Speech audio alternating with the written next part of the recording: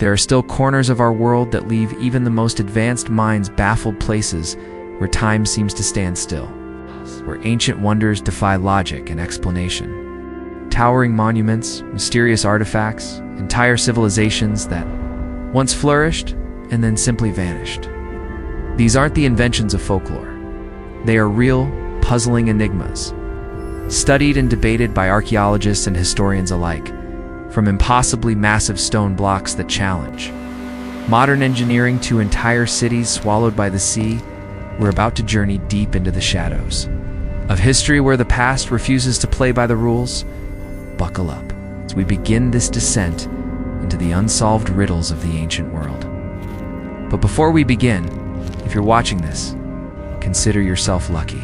Hit that like and subscribe button. For good fortune, let's dive in.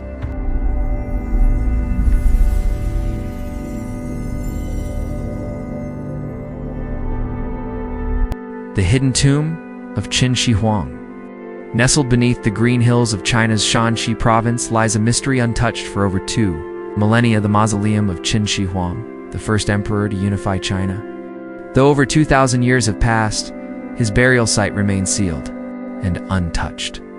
Cloaked in legend and guarded by thousands of life-size terracotta warriors, while the terracotta army has become a global icon, the heart of the tomb, the emperor's final resting place, has never been opened. It's a silent giant beneath the earth, a place whispered about in both history and myth, located near the city of Xi'an. This sprawling burial complex covers an astounding 56 square kilometers. Construction began when Qin Shi Huang was just a teenager and wasn't completed until long after his death. Ancient texts tell us that more than 700,000 laborers were conscripted to build it, a staggering feat for any era. Surrounding the tomb are vast pits filled with meticulously crafted warriors, horses and chariots, each statue bearing unique armor, features and expressions. They aren't just sculptures. They feel like echoes of real lives once lived. Chinese historian Sima Qian described the tomb as a subterranean empire, an underground replica of the emperor's vast kingdom. According to ancient records, rivers of flowing mercury were constructed inside to represent China's great waterways designed to flow forever. The ceiling was embedded with pearls to mirror a starry sky.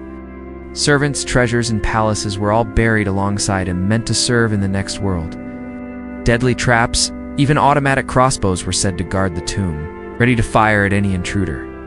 Some stories claim that after the tomb was sealed, many of the workers were entombed with it, taking the secrets of its construction with them to the grave. Modern technology has confirmed traces of something strange beneath the burial mound. Ground-penetrating radar reveals a vast chamber, and soil analysis shows abnormally high levels of mercury aligning eerily with ancient descriptions. Yet no excavation has begun. Why? Because to open it could mean destroying it. When the terracotta warriors were first uncovered, their vivid paint faded within minutes of exposure. Experts fear that whatever lies inside the emperor's tomb, silk scrolls, ancient documents, fragile artifacts, could disintegrate upon contact with air. Even more alarming, the mercury levels could pose a catastrophic environmental hazard if not managed properly. We're not just talking about ruins, this could be a toxic disaster zone. But there's more at stake than science. In China, imperial tombs are sacred. To disturb them is to offend generations of ancestors and risk cultural upheaval. Qin Shi Huang isn't just a historical figure, he symbolizes the foundation of a unified nation. Even today, the Chinese government remains cautious. Survey data is kept tightly controlled. Some believe the tomb may hold knowledge far beyond our understanding, or perhaps evidence of ancient technologies long lost to time.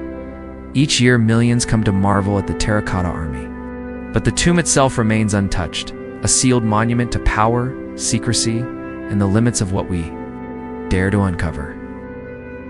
The vanished grave of Genghaskhan. Beneath the wide-open skies and endless steppes of Mongolia lies another enigma, a riddle lost to time for over 800 years. The undiscovered tomb of Genghaskhan. He built the largest empire the world has ever seen. Name still echoes across history, yet no one has ever found where he was buried. How could the final resting place of such a monumental figure simply disappear? Unlike the ornate tombs of emperors and pharaohs, Genghis Khan's grave left no surface marker, no clue. Just a void in the historical record, according to ancient legend. The great Khan himself ordered that his burial be kept an absolute secret. When he died in 1227, his body was carried back to Mongolia. The escort reportedly killed everyone they passed on the journey to prevent word from spreading. Some say even those who buried him were executed and their killers silenced in turn. 1,000 horses were said to have trampled the burial site to erase all traces. Some tales tell of rivers rerouted to flood the area, forests planted atop the grave.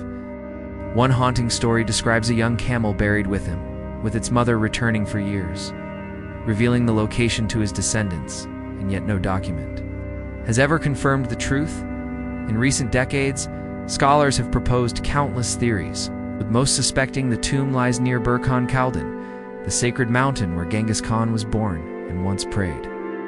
Satellite imagery, drone scans, and even crowdsourced projects have tried to locate irregularities in the terrain. But efforts have always hit a wall. Local communities refuse to allow excavations. To them, this land is sacred. Disturbing it would be an act of deep disrespect, not just to a leader, but to a national symbol.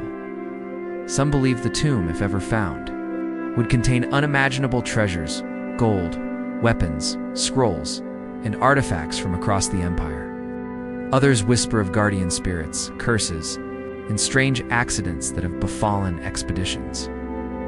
But for the Mongolian people, that's beside the point. Genghis Khan wasn't just a conqueror. He laid the foundation for religious freedom, created postal systems, and introduced paper money. His legacy is one of unity and structure as much as conquest.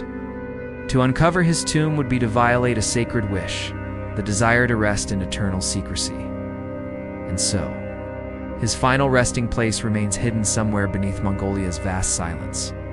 A mystery that, even after 8 centuries, refuses to be solved. Despite the rise of satellites and drones, much of Mongolia's Khenti region remains untouched, a wilderness so vast and remote that even today, reaching it is no small feat. Somewhere within its endless plains and whispering winds, the tomb of Genghis Khan still hides from human eyes. If ever uncovered, the discovery could rival the terracotta army or the retrieval of long-lost ancient scrolls. But perhaps some mysteries are meant to remain hidden, protected by the open steppe, by silent rivers and the ghosts of horses galloping through time. The colossal bones of Castelnow. In the winter of 1890, in the quiet village of Castelnow, France, an astonishing discovery set off waves of speculation and awe. Anthropologist Georges Vacher de la Pouge had been studying ancient burial mounds when he came across something utterly unexpected: 3 enormous bone fragments, far larger than any known human remains. These weren't fossils of animals. According to Vacher de la Pouge's report, published in Law Nature that same year, the bones belonged to a human-like figure who would have stood over 11 feet tall, an unimaginable height for any known member of our species. The remains included part of a femur, a section of tibia, and a fragment believed to be from an upper arm. The femur alone was over 14 centimeters wide, with a 16 centimeters circumference. Using proportional estimates, Lapouche concluded the being would have reached a height of 3.5 meters and weighed several hundred kilograms, a true titan of the Bronze Age. The fragments were sent to the University of Montpellier for verification, where leading experts in paleontology, anatomy, and zoology examined them. While some cautiously suggested a case of pathological gigantism, others believed they were evidence of an unusually tall human lineage, possibly even a forgotten race. Soon after, more startling reports emerged. Near the town of Montpellier, massive skulls and additional bones were unearthed, remains believed to have belonged to individuals, standing between 10 and 15 feet tall. These bones, sent to the French Academy of Sciences, eventually vanished without explanation, leaving behind only whispers and questions. Then came the skeptics. In 2022, Anthropologist Catherine Haquin proposed a new theory, that the Castelnow bones were likely misidentified remains of a prehistoric giant bear. In the 19th century, such errors were not uncommon, especially when scientific understanding of human anatomy was still evolving. But if these were merely animal bones, why did the Montpellier experts identify them as human? And why has no one re-examined them with today's advanced technology? The mystery of the Castelnow giant refuses to fade. It taps into something older than science, the stories passed down through generations. From Greek legends of Cyclopes to the Nephilim of biblical lore, tales of giants appear in nearly every culture. In Castelnow itself, villagers still speak of a cave once inhabited by a giant. Newspapers from the 1800s speculated that Lapuja's discovery might be the key to validating these ancient legends. Some fringe theorists suggest the bones could be remnants of a forgotten civilization, or even beings from beyond our world. Of course, archaeology has had its fair share of hoaxes like the infamous Cardiff giant, but in this case, the bones were examined and documented by respected scientists of their time. And yet today, they are nowhere to be found. With the original fragments lost and no modern verification possible, the enigma lingers. Such a giant truly walked the earth. Why have we never found another like it? If it was all just a misreading of history, why do the stories still haunt us? The hidden halls of Longyu. Beneath the emerald rice fields and quiet villages of Longyu County, in Zhejiang Province, China, a secret lay hidden, untouched, unrecorded, and unseen for over 2 millennia. Not buried by time, but carved by hands, long forgotten, it began not with archaeologists or historians, but with a farmer. In 1992, while attempting to deepen a pond near his home, a local man began to drain the water expecting mud, stone, or perhaps nothing at all. But as the water receded, what he uncovered shocked the world. Beneath the surface was no natural cavity. It was a chamber, massive, precise, and undeniably man-made. Its walls were smooth, symmetrical, as if etched by tools far more advanced than anything known from ancient times. And this was only the beginning. One chamber became 2, then 10, then over 20 interconnected caves, stretching beneath the farmland like a forgotten underground city. Each hall was carved directly into solid sandstone, rising over 30 meters tall, supported by towering pillars and vaulted domes. The interiors were enormous, big enough to swallow cathedrals, and yet no structural collapses, no signs of hasty work, no randomness in design. Only precision, purpose. But the most mysterious detail? Every surface, wall, floor, ceiling was marked with wave-like carvings, repeating lines that run with eerie uniformity from top to bottom. Not decorative, not chaotic, but methodical, like the imprint of a machine, a rhythm in stone. And yet, no tools have ever been found. No bones, no pottery. No soot from fires, no writing. There's no evidence of human occupation at all. It's just stone and silence. Geologists estimate, based on erosion and material weathering, that the caves may date back over 2,000 years, perhaps to the Qin or early Han dynasties. But here lies the paradox. Ancient China was a civilization that documented nearly everything: wars, crops, omens, architecture, even dreams of emperors. And yet not a single historical record mentions the creation of these caves. Not one word. How could a project of such monumental scale, requiring thousands of workers, years of labor, and a unified architectural vision, vanish from history? Speculations abound. Some theorize the caves were granaries used to store food in times of war. Others believe they were military shelters, carved in secret to protect against invasion. A few propose they were sacred temples or ritual chambers, part of a spiritual order deliberately kept hidden from the wider empire. But even these ideas fall short, because the uniformity of the carvings, the consistency of dimensions, and the overall grandeur suggests something far beyond local necessity. It hints at a centralized design, an advanced level of organization. and perhaps a purpose we no longer understand. Some Western researchers have gone further, suggesting these chambers could be remnants of a forgotten civilization, or perhaps built using technologies lost to time. Could the Long U caves be evidence of ancient knowledge deliberately erased? Or were they carved to protect something so sacred, so powerful, that no trace of their makers was allowed to remain? To this day, no one knows for sure. The Chinese government has preserved the site, but detailed excavations remain limited.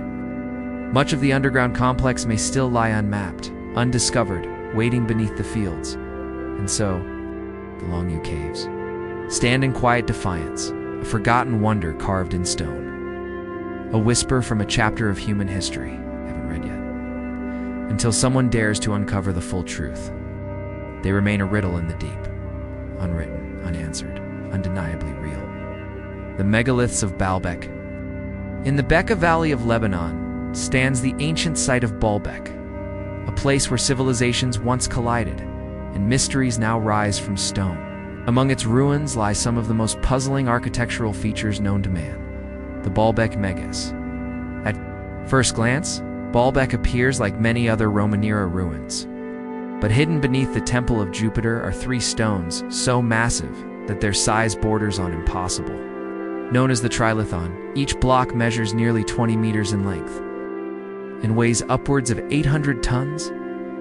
To visualize this, each block is the size of a commercial airplane, even more confounding. These stones were not simply moved, they were lifted and stacked with precision, forming the foundation of a Roman temple. The Romans were known for their engineering brilliance, but this challenges everything we know. Roman cranes could lift at most 60 to 100 tons. These stones, up to 16 times heavier, just meters away in a nearby quarry. Even larger stones rest untouched. Among them is the famous stone of the pregnant woman, estimated at nearly 1,000 tons. Another stone weighs over 1,200 tons.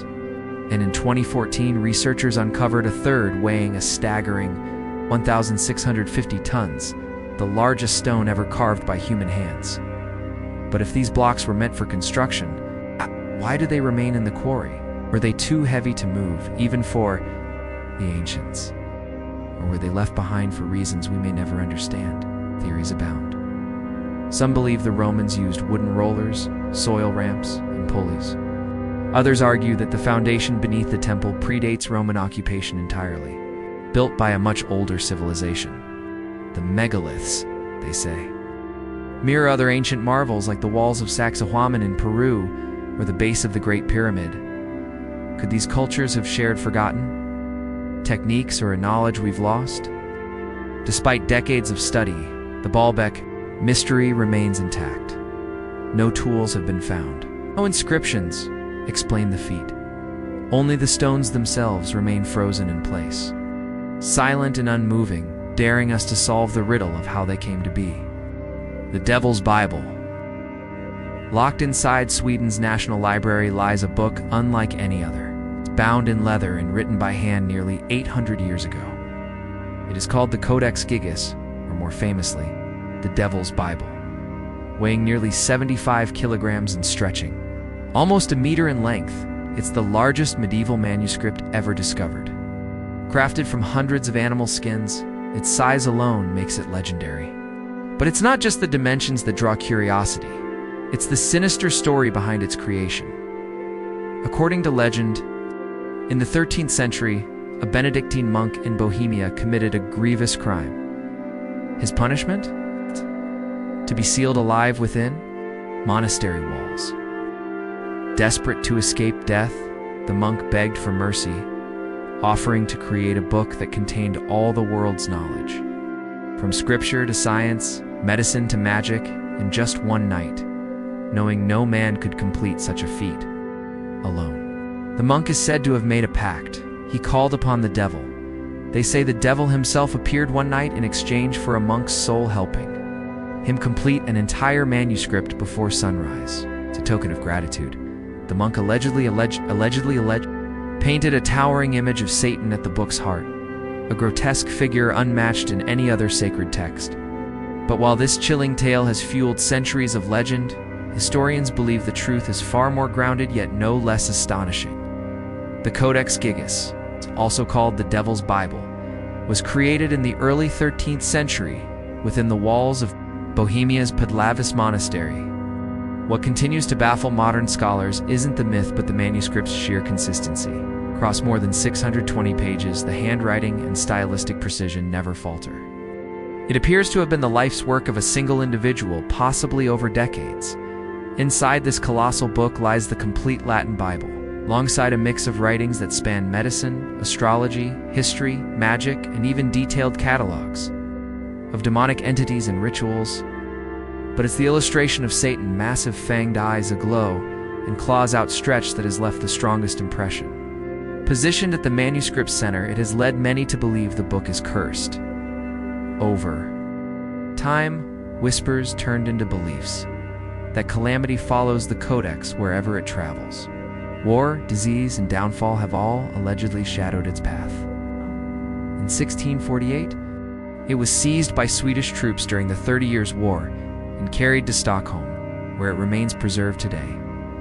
Even now, theologians, historians, and seekers of the arcane flock to see it. And until its full contents are decoded, the Codex Gigas will continue to symbolize the unquenchable human thirst to understand what lies beyond the veil. The temple that rewrote history. Buried deep beneath Turkey's sun-baked Anatolian plateau, a forgotten chapter of history lay silent, undisturbed, until 1994. That year, German archaeologist Klaus Schmidt struck the earth and unknowingly appended what we thought we knew about civilization itself. The site, Göbekli Tepe. What he uncovered would send ripples through the academic world for decades to come. Emerging from the dust were vast stone circles, each made of towering T-shaped limestone pillars, some as high as 6 meters and weighing tons. Their creation dates back over 11,000 years older than metal tools, the wheel, agriculture, or even the Great Pyramids of Egypt. These pillars are carved with elaborate scenes, snarling predators, wild serpents, wild cattle, foxes, and abstract symbols that speak in a language we've yet to translate.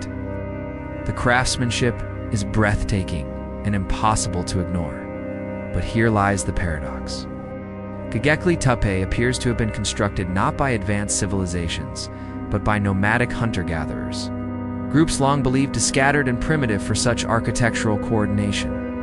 Its existence challenges the long-held belief that religion emerged after cities, not before them then. Around 8000 BC, something stranger happened. The builders buried the entire complex, carefully sealing it beneath layers of earth, as if determined to hide it from future eyes. This act of concealment preserved it nearly perfectly, as archaeologists now uncover its secrets. Göbekli Tepe doesn't just rewrite history, it asks a deeper question. What else have we lost to time? And what forgotten wonders still lie sleeping beneath the soil? The White Pyramid of China. First reported in 1945 by American pilot James Gaussman during a routine flight. The structure reportedly gleamed with a pale, reflective brilliance, its shape unmistakably pyramidal. Just 2 years later, another pilot, Maurice Chion, confirmed the sighting and managed to capture grainy photographs that stunned the world. When those images reached the West, they sparked widespread intrigue. But in the years that followed, as post-war China closed its doors to foreign exploration, the mystery only deepened. Official accounts claimed the structure was merely an imperial burial mound, nothing more than an earthen relic from the Qin or Tang dynasties. Yet modern satellite imagery from both Russian and Western sources has since revealed dozens of pyramid-like formations across the region, some over 100 meters tall. One, possibly the same White Pyramid, is estimated to reach 300 meters in height with a 450-meter base, dwarfing even the Great Pyramid of Giza. Local legends tell of its original white coating, possibly limestone or polished clay, that once caught the sunlight and glowed like a beacon across the mountains. Who built it? Why? Some suggest it served as a royal tomb, a symbol of absolute power. Others believe it predates known Chinese history, pointing to a lost civilization, or even a forgotten astronomical complex. Some fringe theorists go further, proposing links to extraterrestrial contact due to possible celestial alignments. But speculation hits a wall. The site remains off-limits. China's strict policy on tomb excavations, rooted in cultural respect and superstition, forbids any disturbance of an emperor's rest. And so, the White Pyramid remains locked away, an untouched monolith whispering to those who dare to question the official narrative. Could it be that buried beneath its layers lies a forgotten chapter of human origin? The Pirirace Map. Some researchers believe that Pirirace may have inherited fragments of ancient wisdom knowledge that the modern world has long since lost. Some even go as far as to wonder, did the mythical civilization of Atlantis once exist? And if so, could it have possessed cartographic skills far beyond its era? Others argue the map is nothing more than a mosaic of sailors' tales, exaggerated and handed down through generations, part folklore, part fantasy. But the truth, still shrouded in mystery. The Pirirace Map isn't just an old manuscript, it's a reflection of the limits of human understanding. How could a 16th century Ottoman admiral chart such precise coastlines, regions supposedly unmapped and unreachable at a time when the tools for such precision simply didn't exist? Could this be evidence of a forgotten prehistoric society? Or just an astonishing accident of history? The mystery remains. Today, the Pirirace Map rests quietly in the Topkapi Palace Museum in Istanbul. A riddle preserved in parchment, a silent challenge to all future generations. It tells not only a story of daring voyages and brave sailors, but of the timeless hunger to explore, to question, and to uncover truths buried deep beneath the tides of time. The Clovis People. The tale of the Clovis People begins in the dusty landscapes of 1930s New Mexico, when archaeologists unearthed a series of finely crafted stone spear points blades that would forever rewrite the story of early North America. These artifacts, dating back nearly 13,000 years, belong to a highly advanced hunting culture whose skills still baffle modern researchers. The Clovis weren't just survivors, they were pioneers of Stone Age engineering. Their tools, precise and deadly, helped them hunt extinct megafauna, mammoths, giant sloths, massive camels. Yet despite their innovation, they vanished. Almost as suddenly as they appeared, the Clovis disappeared from the archaeological record, leaving behind more questions than answers. Why? Some scientists point to abrupt climate shifts, rising temperatures at the end of the Ice Age that triggered the extinction of the very creatures the Clovis depended on. Others believe the culture was devastated by a cosmic catastrophe, perhaps. A meteorite evidenced by carbon deposits, melted glass, and widespread fires found at sites from the same period. Was it a natural disaster? A mass migration? Or something we've yet to uncover? The fate of the Clovis is more than an archaeological puzzle. It's a mirror held up to all humanity. A haunting reminder that no civilization, no matter how advanced, is immune to collapse. Their legacy lies buried beneath layers of earth, scattered in spear points and burned bones, whispers of a people who lived, thrived, and then were gone. And still, modern archaeologists dig, not just through soil, but through time, chasing fragments of a lost world, trying to piece together a story that refuses to be forgotten. The Rohonk Codeex. Tucked away in the dim archives of a quiet Hungarian library rests a book that no one can read. A manuscript weathered by time, wrapped in mystery, and untouched by understanding. They call it the Rohonk Codex, a riddle in ink that is haunted scholars for over 2 centuries. Discovered in the early 1800s in the town of Rohonk, now Riknetz, Austria, the codex contains over 400 fragile pages, each one filled with an endless stream of unknown symbols. Thousands of characters are strange, looping, methodical yet belonging to no known language, no familiar alphabet, no confirmed culture. The more you look, the less it makes sense. Some suggest it might be a lost language, a dialect erased by time. Others believe it was created entirely from scratch, a language born of secrecy, or perhaps madness. But the text is only half the story. Scattered throughout its pages are over 80 illustrations, eerie, almost dreamlike depictions of life, ritual, and conflict. Some show Christian crosses, others include Islamic crescent moons, and a few seem to echo pagan symbols long forgotten. Battles rage beside scenes of peace. Processions of priests are followed by images of strange altars. The symbols clash and blur, as if the Codex is stitching together multiple belief systems into a single cryptic mythology, and yet no name, no date, no author. Just a book and a silence that stretches for centuries. So who created it? And more importantly, why? Some believe the Codex was a prayer book belonging to a secret religious sect, written in a code to hide their beliefs from persecution. Others say it was designed to protect sacred knowledge, cloaked in an invented script so only the initiated could understand. But not everyone believes in its depth. Some argue it's nothing more than a clever hoax, a 19th century prank meant to confuse and intrigue. A test of curiosity, a masterpiece of misdirection. Whatever the truth may be, no one has ever cracked its code. Linguists, cryptographers, historians, and computer scientists have all tried. Pattern analysis, frequency decoding, even artificial intelligence, none have been able to translate a single line with certainty. Unlike other undeciphered texts like the Voynich manuscript, the Rohonk Codex offers no linguistic foothold, no comparison point.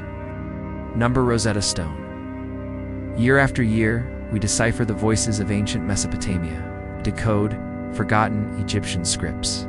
We translate languages that have been dead for thousands of years. And yet, the Rohonk Codex remains silent. Is it a relic from a civilization we don't yet recognize? Or a challenge built to last forever, proof that not all knowledge wishes to be known? As our tools evolve, as our algorithms grow smarter, as AI learns to read the unreadable, this book still whispers from its shelf, not yet, not you.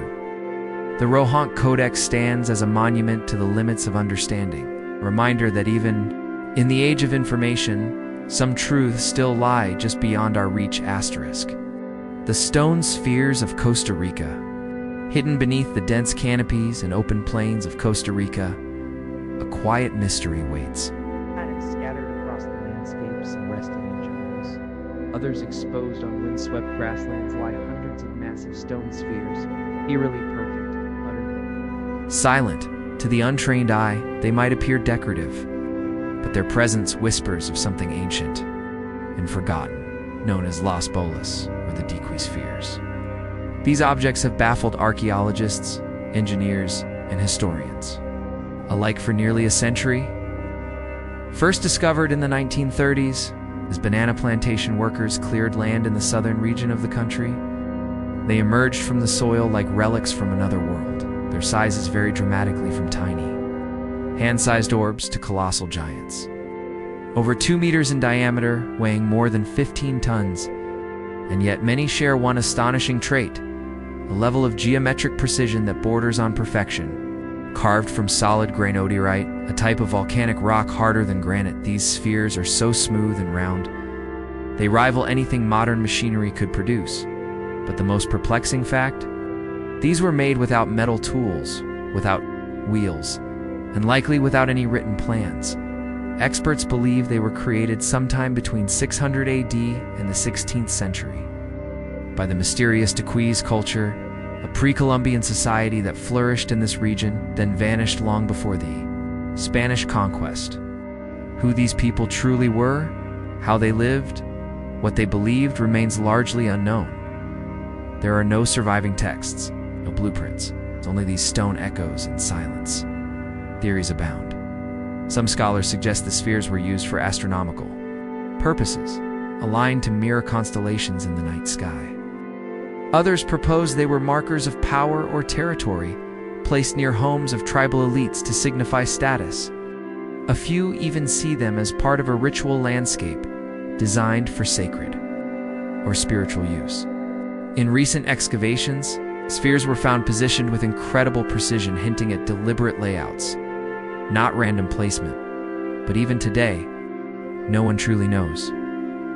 Over time, many of the spheres were moved or destroyed. In the mid-20th century, treasure hunters blasted some open, chasing myths that they contained hidden gold. Others were relocated to gardens, plazas, and museums, removed from their original context, making interpretation even harder. It wasn't until recent decades that Costa Rica, with help from UNESCO, began efforts to preserve and protect what remains. Today, only a fraction of the spheres remain in their original locations, and still, the questions linger. How did an ancient culture without modern tools shape rock into near-perfect spheres? How were these massive stones transported across rugged terrain and dense jungle without the wheel? Were they meant to communicate something, a message across time, now lost in translation? Or are they the remnants of a spiritual map, carved by a people who saw the world through entirely different eyes? The stone spheres of Costa Rica don't speak in language. They don't reveal their purpose, but their presence is undeniable. Each one, a silent monument to patience, craftsmanship, and a mystery that still refuses to be solved. In the end, perhaps their silence is the message, a reminder that not all knowledge survives, but some wonders endure. Doggerland, a vanished world. Around 10,000 years ago, the lands beneath the North Sea were not oceans, but forests, rivers, and plains, a vast and vibrant region connecting Britain to mainland Europe. This was Doggerland, a prehistoric paradise teeming with life. From the highlands of modern-day Scotland to the shores of the Netherlands, people lived, hunted, and thrived across this forgotten continent. Then, nature changed everything. As the last ice age ended, melting glaciers caused sea levels to rise. In around 8,200 years ago, a colossal undersea landslide near Norway known as the Storega Slide triggered a tsunami that devastated Doggerland. What little survived was slowly drowned over the centuries. Vanishing beneath the waves by 5,500 BC, fishermen in the 19th century began hauling strange artifacts from the seabed: bones, tools, even fossilized footprints. These relics became the first clues of a sunken world. Some call it the Atlantis of the North. And while the connection to Plato's myth remains debated, one thing is certain: Doggerland was real. A land of deep forests, roaring rivers, and a people we know almost nothing about. Could it have been a cultural hub in Neolithic Europe? A place of trade, gathering, and innovation?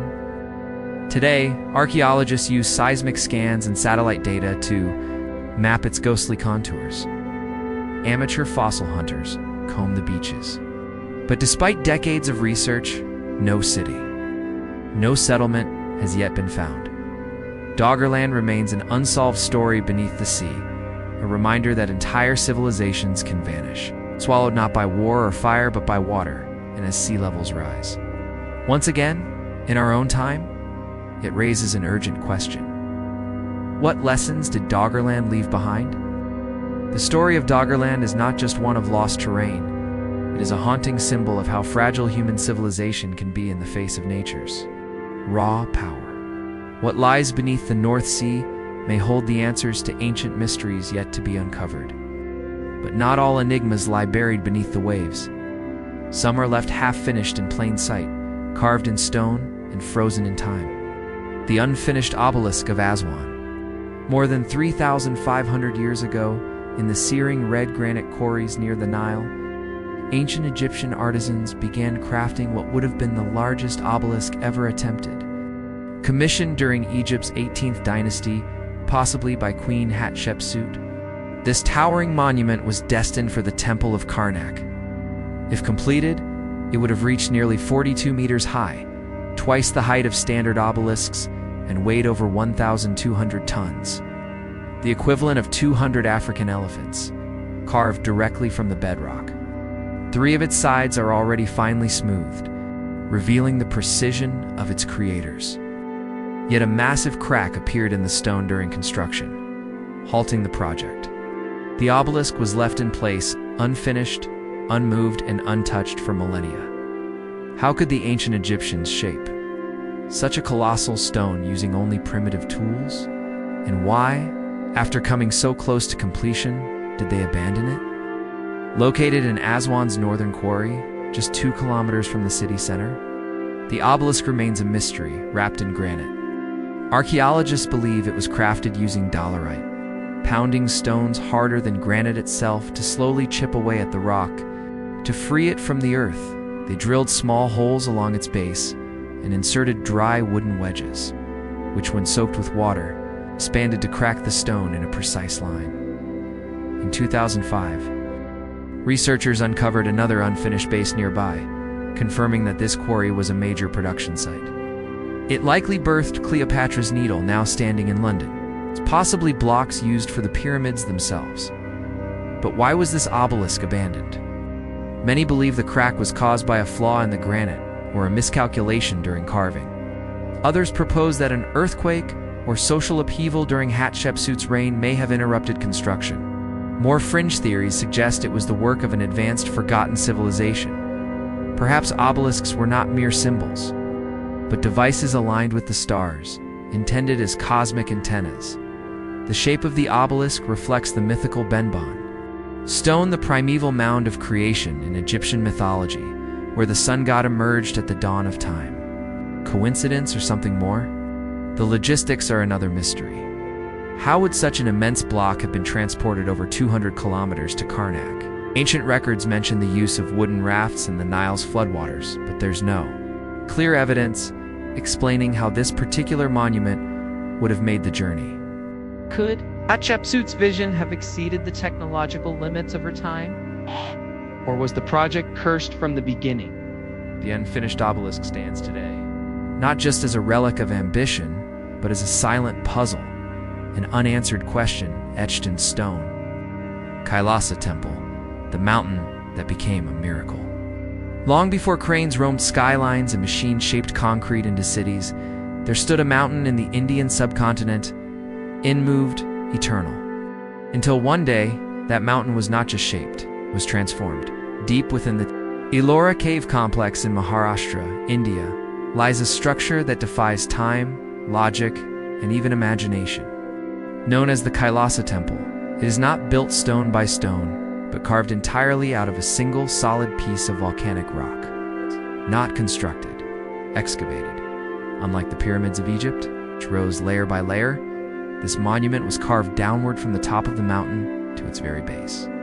Using nothing more than primitive hammers and chisels, ancient artisans removed over 400,000 tons of stone. To reveal a masterpiece hidden within the earth itself, what emerged is nothing short of miraculous.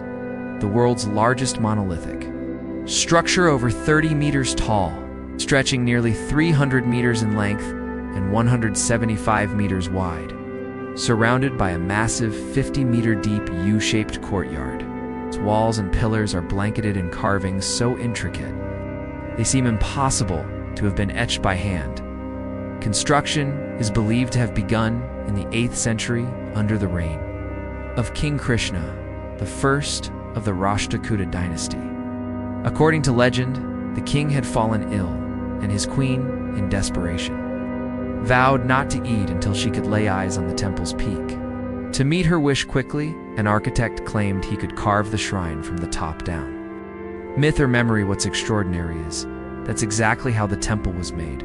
The artistry within is breathtaking. Deities like Shiva and Vishnu, celestial beings, mythological battles, and scenes from Hindu epics adorn every wall. One particularly dramatic carving shows the demon king Ravina attempting to lift Mount Kailash, the cosmic home of Lord Shiva. It's a scene frozen in stone but charged with movement, emotion, and power. And yet the mystery deepens. Archaeologists have discovered over 30 million Sanskrit characters etched into the rock. Most remain untranslated. Are they mere religious hymns?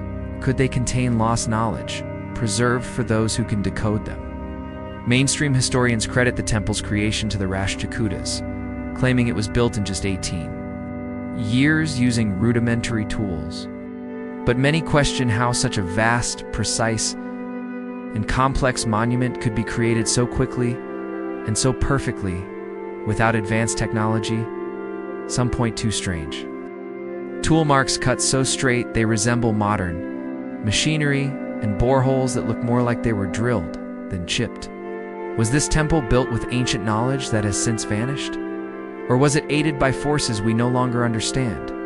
Others propose a more earthly theory, a massive collaboration of master artisans from across India North and South working in harmony, blending different regional styles into a single, unified wonder. And still, the story doesn't end there. In the 17th century, Mughal Emperor Aurangzeb ordered Kailas's destruction. 1,000 men spent 3 years hammering at the temple and failed. All they could manage was minor damage to a few statues. The mountain temple stood unmoved, as if it too resisted erasure. Today, the Kailasa temple stands not just as a monument to faith, nor merely to human effort. It is a riddle chiseled in stone, a fusion of beauty, symmetry, and mystery. Miracle. That raises one haunting question. Was this truly the work of mortal hands, or something far greater? The lost library of Alexandria. In the shimmering dawn of the ancient world, where cultures collided and empires rose, there stood a beacon of wisdom, an eternal flame of intellect and imagination. In the city of Alexandria, founded by Alexander the Great around 330 BC, the greatest treasure wasn't gold or conquest, it was knowledge. At the heart of this city stood the great library of Alexandria, a sanctuary of thought and learning unmatched by anything before or since, established under the rule of Ptolemy I, and reaching its zenith under Ptolemy II. The library was part of the Grand Musama temple complex dedicated to the Muses, goddesses of art and science. It wasn't just a building. It was a living organism of scholars, poets, philosophers, mathematicians. Scientists all gathered from across the known world to preserve, question, and advance human understanding at its peak. The library is said to have housed up to 700,000 papyrus scrolls, a staggering compilation of global wisdom, Greek epics, Indian sutras, Egyptian cosmology, Persian astronomy, and early philosophies from every corner of the ancient world. But it wasn't just a repository of texts. It was a birthplace of ideas. Within its walls, Euclid laid the foundations of geometry. Eratosthenes, with nothing but shadows and logic, calculated the Earth's circumference with astonishing accuracy. Archimedes sketched mechanical wonders that would echo through history. It was here, perhaps, that ancient minds glimpsed truths modern science would take millennia to rediscover. Every ship that docked in Alexandria had its scrolls temporarily confiscated, copied meticulously by the library's scribes, and then returned. The originals, often added to the library's growing vault of knowledge. Scholars like Aristarchus of Samothrace helped catalog and standardize these ancient texts, preserving them for a future that never came, because today remains. Not a single wall, not a fragment of papyrus. The greatest library in human history vanisheth, if it had never existed at all. What happened? The truth is lost in layers of time and myth. BC, as Julius Caesar besieged Alexandria, fire from the burning docks may have spread to the library, consuming thousands of irreplaceable scrolls. Yet other accounts suggest the damage was partial. The library endured for centuries afterward. In the 4th century AD, as Christianity rose, Emperor Theodosius I ordered the destruction of all pagan temples, including the Serapeum, a sister. The library that may have held fragments of the original collection. Later, in 642 AD, during the Muslim conquest of Egypt, some chronicles written centuries after the event claimed General Amr ibn al-As ordered the remaining scrolls burned to heat the city's baths. But many historians doubt the authenticity of this version. Perhaps the truth is more tragic and more human. Perhaps the library wasn't destroyed in fire and fury, but slowly withered to waste, starved of funding, neglected by leaders, dismantled by shifting ideologies. As the Ptolemaic dynasty faded and empires changed hands, the will to protect its knowledge dimmed, till it simply disappeared. And so, we're left to wonder, what was lost? Were there ancient star charts mapping galaxies we have yet to discover? Blueprints for machines powered by forgotten principles?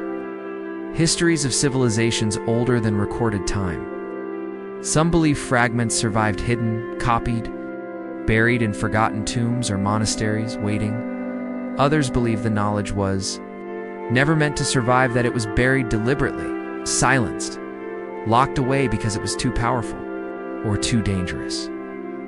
The Library of Alexandria was more than scrolls and stone. It was the memory of an entire civilization erased. Whether by time, fire, or force, it is gone. But its absence still speaks. And it asks us, what else have we forgotten? And who decides what knowledge is remembered? Roman dodecahedrons, artifacts without a name.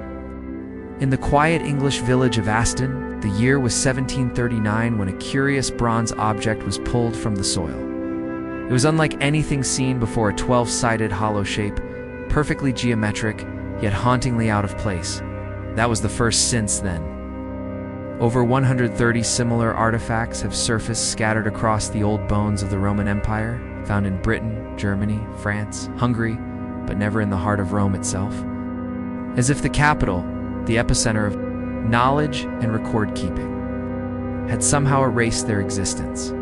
Each object is a perfect dodecahedron, 12 pentagonal faces, each punctuated by a circular hole in the center. The holes differ in size, ranging from 6 to 40 millimeters, and at every corner, a distinct knob protrudes, as if it once served a function now lost to time. They're crafted with precision, varying in size from that of a golf ball to a grapefruit, and weighing up to a full kilogram. Their design speaks of metallurgical mastery, but their purpose whispers nothing. Strangely, many of these objects have been found near coin hoards, buried like treasures or secrets. They were clearly valued, but why were they tools, devices for? Measuring distance, water flow, or the angle of the sun. Some believe they helped farmers track seasons. Others suggest they were used for knitting gloves, a theory both intriguing and oddly specific. But there's a problem. No two dodecahedrons are identical.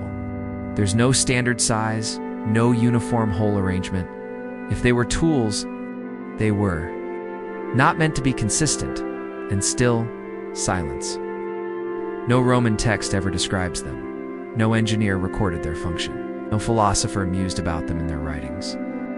Not a single image or sculpture includes one. It's as if they were deliberately erased from collective memory, or perhaps never meant to be remembered at all. Some researchers have turned to the spiritual. Perhaps these artifacts were ritualistic, used in divination or ceremonies, gateways between the natural world and the divine. One dodecahedron was discovered beside the grave of a woman in Belgium. Another lay near a statue of a mounted warrior in England. Are these clues or coincidences? And if they were spiritual, what kind of belief system did they belong to? Was it Roman or something older? Something the Romans absorbed but never acknowledged? A darker theory suggests they were forbidden tools, objects used in secret rites, passed hand to hand through hidden cults, escaping the reach of official history.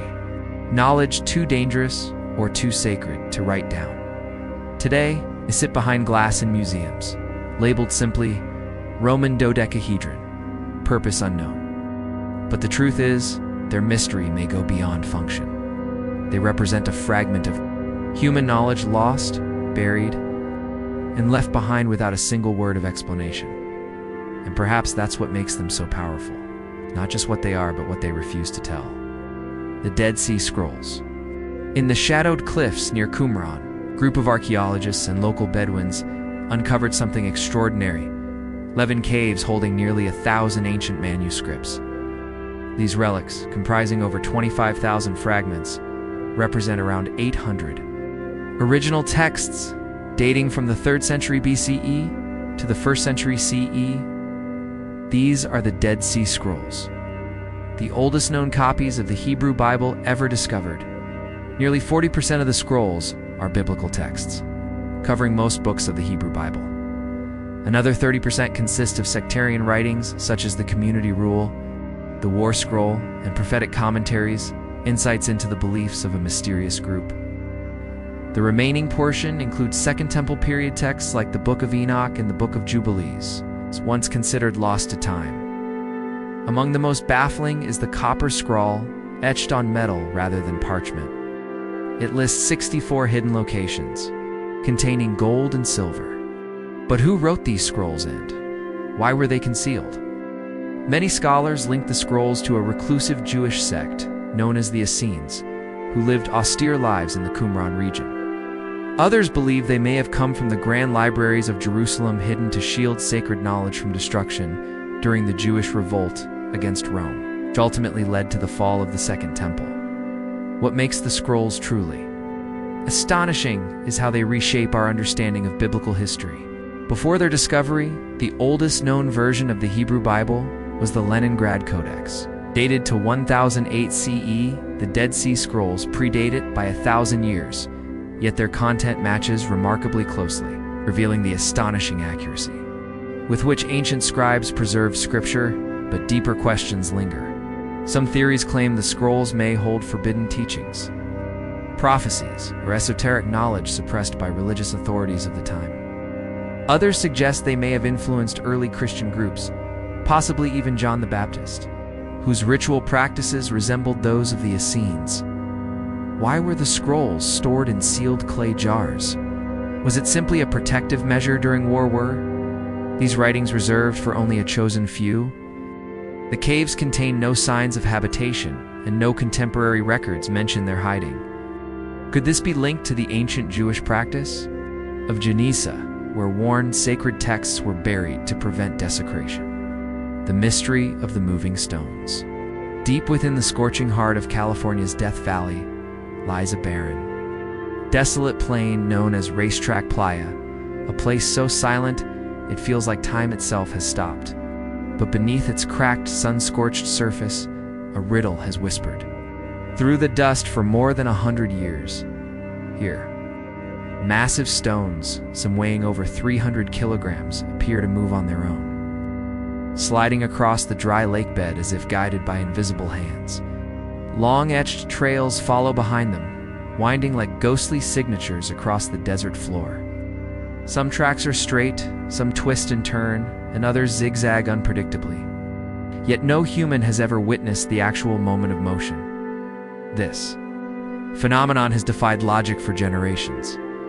Stones that remain still for years, decades even, suddenly shift one day, as if awakened from slumber. Why they move, when they move, and how they move remained a haunting enigma. Then came 2011. Scientists Richard and Jim Norris, determined to solve the mystery, placed GPS trackers on 15 stones and installed high-resolution time-lapse cameras around the playa. They were prepared to wait years, maybe even decades, for a single movement. But in December 2013, to their astonishment, the cameras recorded more than 60 stones gliding silently across the surface, leaving fresh trails. In their wake, the answer wasn't magic, but it was no less incredible. A rare sequence of weather conditions makes the movement possible. After a winter rain, a thin layer of water, just 5 to 10 centimeters deep, spreads across the playa. Overnight, this water freezes into a fragile sheet of ice. Then, as the sun rises and the ice begins to thaw, light winds push the melting window pane. Ice, nudging the rocks slowly forward. A natural choreography, so delicate it had gone unnoticed for generations. In that fateful winter, one stone was recorded moving over 220 meters, and yet many questions remain unanswered. Why do some stones move while others sit still, unmoved for lifetimes?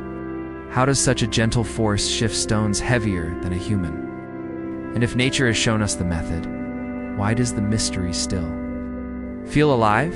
The stones may move without eyes to witness them, but they leave behind stories written in sand and silence, a hidden dance where science meets awe, and every trail carved is a step deeper into Earth's quietest enigma.